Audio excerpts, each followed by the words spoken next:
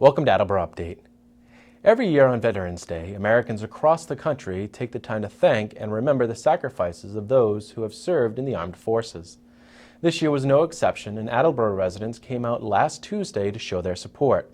One group, the Attleboro Council on Aging, held their annual Veterans Breakfast at the Salette Welcome Center.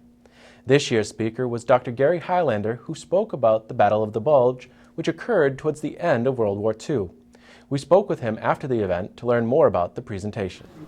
Well. Good morning, Attleboro, land of the free and home of the brave. And to all the veterans that are here this morning, again, thank you. And for my family, on behalf of a grateful nation, I thank you and my family thanks you for your service and your patriotism. Once again, I've been invited to the Salette Senior Center, or the Salette Center, to speak with the veterans of the last good war and of Korea and so forth. And we had a terrific turnout today, well over 100 people, and we chatted about the Battle of the Bulge, which the 70th anniversary of the Battle of the Bulge is next month in December of 1944, and I look forward to coming back next year in 2015, and I hope that those of you that are watching can save the date and join us here. It's a great turnout. You can go back to the breakfast table 3 times, and you might actually win a new car and a trip to Berlin, which I gave away today. I made that up. You know, with regard to putting my presentations together, and I prefer calling them presentations because I do not use notes. I like to keep it conversational. That, you know, World War II has a particular interest for me. My dad was a veteran, a wounded veteran and so forth. He benefited from the GI Bill as well.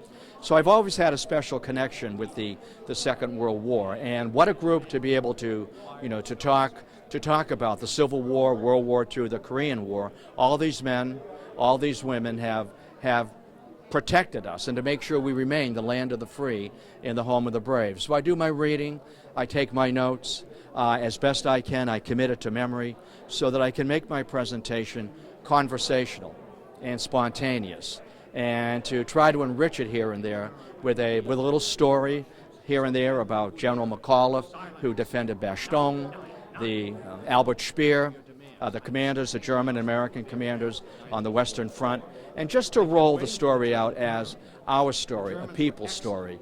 History is best told from the bottom up rather than from the top down. That's the era of textbooks. Well, that counterattack will be in December of 1944. It was organized by Hitler, planned by Hitler, and executed by Adolf Hitler. History is taught backward. I mean, I stand here, we stand here, and we talk about it. It's already happened. We know the end of the story. We know if it ended well or it ended poorly.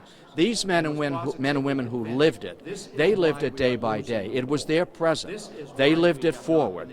And I know they would be happy to know today that we are talking about the American victory, finally, the Battle of the Bulge or the Battle of the Ardennes.